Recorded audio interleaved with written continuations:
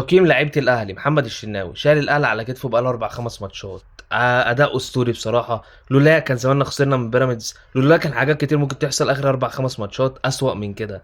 فلا، محمد هاني ده بيشم كاس العالم بيتجنن، بيبقى الفونسو ديفيز، متعرفش حاجه غريبه جدا. بس صراحه ربنا 10 على 10. مصطفى العش بيدافع حلو بس هجوميا ما جاش ليه، لانه مش مركزه، فمش هنلوم عليه يا جدعان. الكينج اشرف داري، الملك اشرف داري، الاسطوري اشرف داري اللي ما خسرش ولا التحام وفاز بكل الالتحامات بنسبه 100%، افضل مدافع في افريقيا.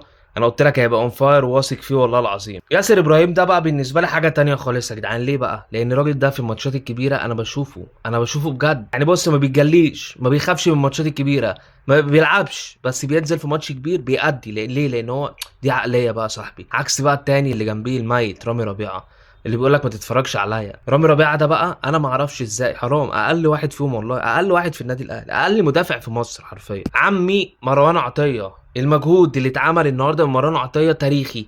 الاداء اللي اتعمل النهارده من مروان عطيه اسطوري. يا كريم انت بتطبل؟ لا، ما بطبلش، احنا بنخسر هناك ب5، فلا اي كلمه اقولها حقيقيه نابعه من قلبي والله. مروان عطيه النهارده قدم 100% من مستواه ده يا جدعان، اللي احنا عايزينه منك. هتقدم اداء حلو هنقيمك حلو، هتقدم اداء مش حلو هنقيمك، بس مفيش عداوات يعني، الدنيا بسيطه. احمد رضا اقل واحد النهارده في نص ملعب النادي الاهلي، محتاج وقت، محتاج فتره زيه زي عمر الساعي، ما محتاج فرصه ومحتاج وقت برضو. فنتقل عليه ده يا جدعان، شكله هيطلع لنا قماش حلو. بستغرب وبتجنن من اي حد ممكن ياخد لقطه على امام عاشور على المجهود اللي بيبذله، مش عشان هو جاي من الزمالك، لا عادي. طب ما انا مدحت في الشناوي وكنت بنتقده. الدنيا بسيطه يا جدعان والله. امام عاشور افضل لعيب في مصر وافريقيا والوطن العربي، لو انا ما دعمتوش مين يدعمه؟ فيا جدعان امام عاشور ده ما ينفعش نغلط فيه يا جدعان. حد في حته تانية الكواليتي بتاعه، عارف، لو قدم اداء وحش هنطلع ليه؟ لا، ما حدش كسر عينينا، بس في ظل التألق اللي هو فيه ده حرام، ما ينفعش اطلع ترول عليه. امام 10 على 10 النهارده، رجل المباراه والشوط الاولاني من وجهه نظري بلا منازع. طاهر محمد ده مثلا، ده كنا على طول بنمسكه نقطع فيه، النهارده مقدم اداء اسطوري. النهارده بيعمل واجباته الدفاعيه وبيأدي وبيزيد مع الفريق وبيعمل كل حاجه، ما نديلوش حقه؟ لا، ما مش ظالمين، عادي يا عم، ناس عاديه بتقيم يعني، ما بنحسبش نفسنا حاجه والله.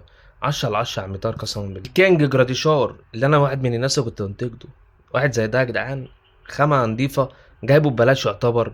حد في حتة تانية، رجل المباراة، شويط، رجليه طرش، أداؤه أسطوري، بينزل بيعمل 100% من مستواه، ما بيبخلش عليك، ما بيتدلعش، لا، تبني عليه فريق، حد محترم، راجل بيفهم. شكرا لجدي كولر على ان انا ما خسرتش النهارده 5، وعلى التشكيله اللي انا كنت بنتقدك فيها قد الدنيا والله. واتمنى نوصل نهائي عشان بيراميدز بياكل صحابه، فربنا يستر.